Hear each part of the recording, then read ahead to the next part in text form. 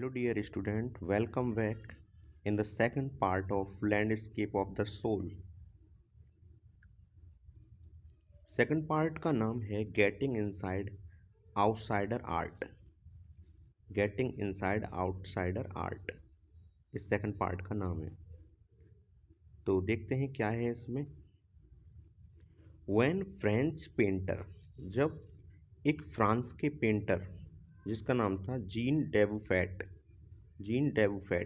Muted मैंने लोगों को सुझाया, लोगों को बताया the concept of art brute. Art brute का मतलब होता है एक अनगढ़ कला। अनगढ़ कला का मतलब होता है ऐसी कला जिसे ज़्यादा मान्यता प्राप्त नहीं है, लोग इसको ज़्यादा रुचि से नहीं देखते हैं, नहीं सुनते हैं। ऐसी कला के कंसेप्ट यानी विचार को म्यूटेड माने सुझाया या बताया। इन द 1940 1940वीं सेंचुरी में, 1940वीं शताब्दी में, जब एक फ्रांस के पेंटर जीन्स डेबुफेट ने लोगों को एक अनगढ़ कला के विचार के बारे में सुझाया 1940 में, तो the art of untrained visionary was of minority interest. तो उस समय अनट्रेंड माने अशिक्षित, अप्रशिक्षित, जिनको ट्रेनिंग नहीं मिली है, कला के बारे में ट्रेनिंग नहीं ली है, अप्रशिक्षित। विजनरी कल्पनाशील कलाकार या चिंतक, कल्पनाशील चिंतक जो कल्पना से अपनी पेंटिंग बनाते हैं। एक अनट्रेंड कल्पनाशील चिंतक वाज ऑफ माइनॉरिटी इंटरेस्ट, कम रुचि वाला होता था। लोगों के बीच में उनकी कला कम रुचि वाली होती थी। The art of untrained visionary was of minority interest. Minority means कम या थोड़ी बहुत रुचि रखते थे लोग उनकी कलाओं में। From it almost weld beginnings.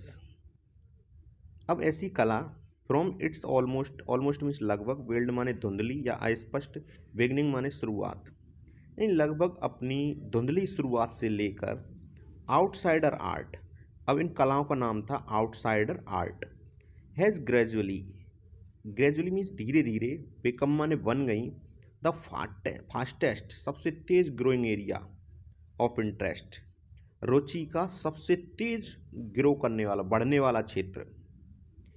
In the कॉन्टेम्पोरारी art, आधुनिक काल की कला में, आधुनिक समय की कला में, इंटरनेशनल माने अंतर्राष्ट्रीय स्तर पर, अंतर्राष्ट्रीय स्तर पर आधुनिक कला के समय में सबसे तेज ग्रो करने वाला, यानी कि रुचि के क्षेत्र में सबसे ज़्यादा, रुचि के क्षेत्र में ग्रो करने वाला, धीरे धीरे बन गई।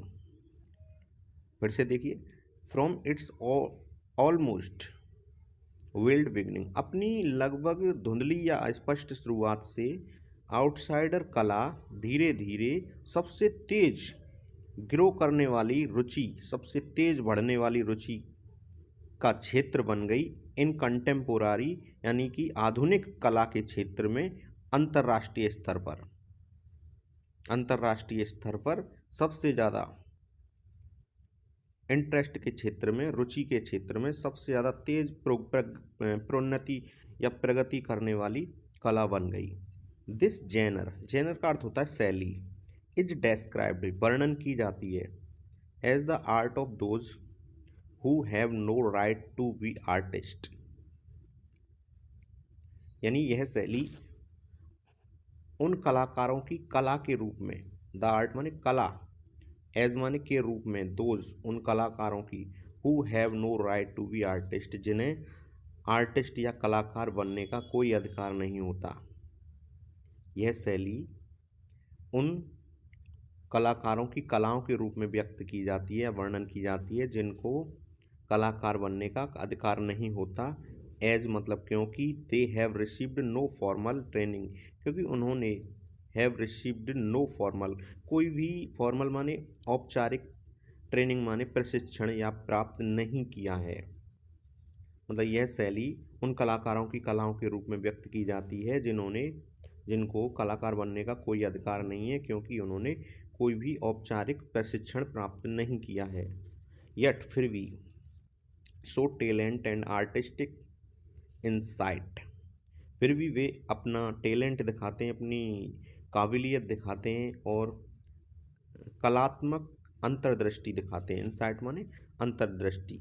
तो उन कलाकारों के लिए इस शैली का प्रयोग किया जाता है। Their work are a stimulating contrast. Their work उनका कार्य या उनकी कृतियाँ, उनकी रचनाएं आर ए स्टिमुलेटिंग। स्टिमुलेटिंग माने विचारों को पैदा करने वाली होती हैं, विचार पैदा करने वाली होती हैं।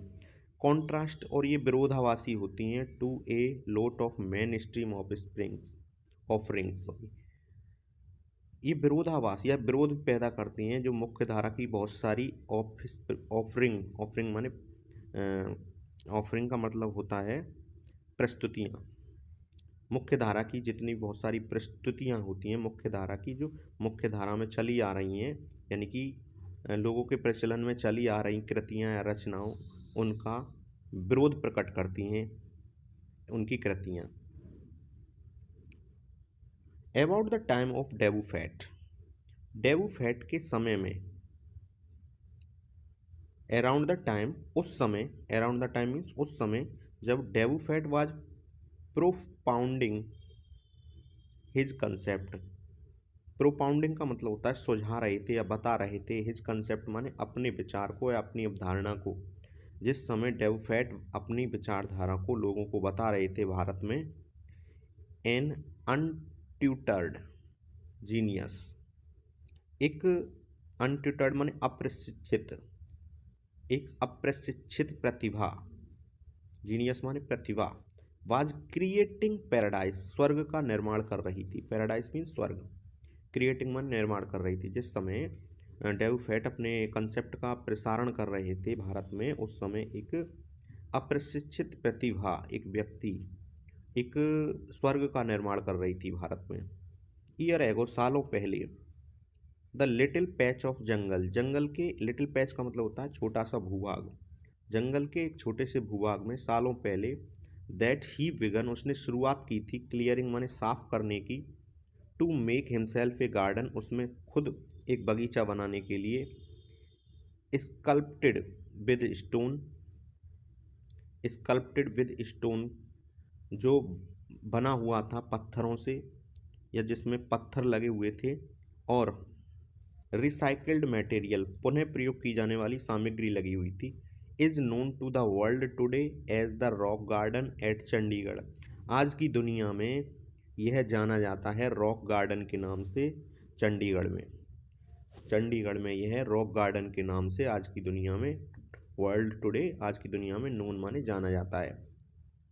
It's 80 year old creator director, एक 80 वर्षीय क्रिएटर माने रचयिता और डायरेक्टर माने निर्देशक Nekchand, is now held as India's biggest contributor to outsider art. अब नेकचंद जो है, हेल्ड माने माना जाता है, इंडियाज बिगेस्ट माने भारत का सबसे बड़े कंट्रीब्यूटर माने योगदाता के रूप में, योगदानकर्ता के रूप में, भारत के सबसे बड़े योगदानकर्ता के रूप में जाना जाता है आउटसाइडर आर्ट के क्षेत्र में। यानी कि नेकचंद को आज भारत का सबसे बड़ा कंट्रीब्यूटर आउटसाइडर आर्ट में माना जाता है। आउटसाइडर आर्ट के क्षेत्र में नेकचंद को अब सबसे बड़ा कंट्रीब्यूटर माना जाता है। The 15th issue spring 2005 of raw vision, a UK based magazine, pioneer in outsider art publication. Pioneer का मतलब होता है अग्रणी, यानी सबसे पहले। In outsider art publication, outsider art के प्रकाशन में, आउटसाइडर आर्ट के प्रकाशन में अग्रणी।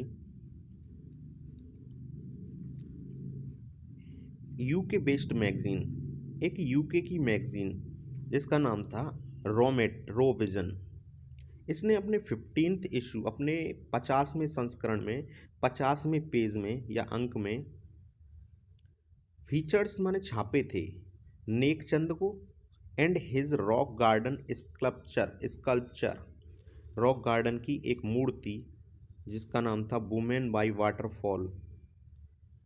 वाटरफॉल मीन्स झरने के आसपास महिलाएं, झरने के पास महिलाएं नाम की इस मूर्ति को छापा था on it's anniversary issues cover. Anniversary का मतलब होता है वार्षिक, इश्यू कवर का मतलब होता है वार्षिक संस्करण का मुख्य पृष्ठ, संस्करण का मुख्य पृष्ठ। यानी कि इस मैगजीन ने अपने वार्षिक संस्करण के मुख्य पृष्ठ पर नेकचंद की रचनाएं और उसके रॉक गार्डन की मूर्ति वुमेन बाई वाटरफॉल, झरने के पास महिलाएं, को छापा था। Okay student, the notion of art brute. Art brute का विचार यानी अनगढ़ कला का विचार या कच्ची कला का विचार was works that were in their raw state. का विचार उन रचनाओं और कृतियों से था, उन कार्यों से था that were in their raw state, जो कि अपनी अपरिपक्व यानी इमैच्योर अवस्था में थी। रॉ स्टेट मतलब अपरिपक्व या फिर कच्ची अवस्था में थी। As regard cultural and artistic influence, और इनको सांस्कृतिक और कलात्मक प्रभाव के रूप में जाना जाता है, कलात्मक प्रभाव के रूप में जाना जाता है या ये संबंध रखती हैं। द नोशन, दोबारा देखिए student, the notion of art brute और रॉ आर्ट यानी कच्ची कला या अनगढ़ कला का विचार, नोशन मीन्स विचार, वाज ऑफ वर्क्स, यह वो कार्य है या वो कार्य थे, वो कार्यों के बारे में था, उन कार्यों के बारे में था that were in their raw state, जो कि अपनी अपरिपक्व अवस्था में थी यानी मैच्योर अवस्था में नहीं थी। एज रिगार्ड्स, और उनको समझा जाता है, उनका संबंध होना माना जाता है कल्चरल एंड आर्टिस्टिक इन्फ्लुएंस, की ये कल्चरल यानी सांस्कृतिक और कलात्मक प्रभाव से संबंध रखती हैं। एनीथिंग एंड एवरीथिंग, कुछ भी या हर चीज़, from tin to sink, tin से लेकर के सिंक तक, to a broken down car, एक टूटी हुई कार तक, could be material for work of art, ये कला के कार्य के लिए मटेरियल माने पदार्थ बन सकती हैं, चाहे वो टिन हो, चाहे सिंक हो या फिर टूटी हुई कार हो, ये भी कला का पदार्थ बन सकती हैं। Something Nekchand has taken to dizzying height. Dizzying height का मतलब होता है अत्यधिक, हाइट माने ऊंचाइयाँ, यानी कुछ चीज़ों को, समथिंग माने कुछ चीज़ों को, नेकचंद हैज टेकन, नेकचंद ले गए अत्यधिक ऊंचाई पर। Recognising his art as an outstanding testimony, उनकी कला को पहचाना गया एक अद्भुत आश्चर्यजनक प्रमाण के रूप में, टेस्टिमोनी माने प्रमाण के रूप में पहचानी गई।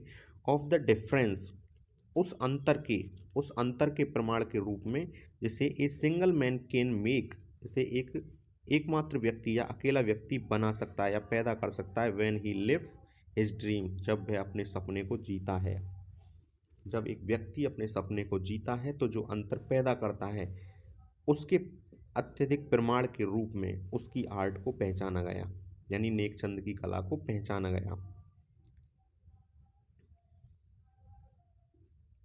The Swiss commission of UNESCO will be honouring him by way of European exposition of his work. Swiss आयोग, यूनेस्को का स्विस आयोग, कमीशन मीन्स आयोग, यूनेस्को का स्विस आयोग विल बी ऑनरिंग, सम्मान करेगा, हिम माने उसका, यानी नेकचंद का सम्मान करेगा, by way of European exposing of his work, उनकी रचनाओं को, उनकी कलाओं को यूरोप में प्रदर्शित करके उनका सम्मान करेगा। The 5th month interactive show का मतलब होता है संवाद रूपी शो, जिसमें संवाद होता है, जिसमें कम्युनिकेशन होता है, ऐसा शो जो कि 5 मंथ तक चलेगा। द 5 मंथ इंटरेक्टिव शो, 5 महीने का एक संवाद संबंधी शो, जिसका नाम है रीम of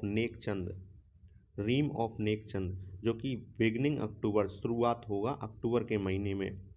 will be held at leading museum का मतलब होता है प्रमुख संग्रहालय, जो कि प्रमुख संग्रहालयों में किया जाएगा। कहाँ कहाँ पर? In Switzerland, Belgium, France and Italy.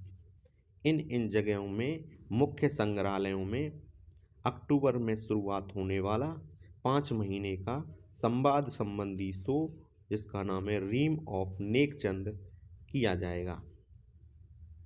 Okay student, अब इसकी अंतिम लाइन है, the biggest reward is walking through the garden and seeing people enjoy my creation. Nek Chand से, अब नेकचंद से कहते हैं कि सबसे बड़ा इनाम, biggest reward is walking through the garden, यानी कि उसके बगीचे में घूमना और लोगों को उसकी रचना का आनंद लेते हुए देखना, ये सबसे बड़ा इनाम है। नेकचंद इस बात को कहते हैं। ओके स्टूडेंट, तो ये था second part the landscape of the soul का। अगर आपको पसंद आया तो लाइक करें एंड शेयर करें। यदि आपकी कोई क्वेरी हो, कोई लाइन समझ में ना आई हो तो कमेंट बॉक्स में अवश्य लिखें। Thank you.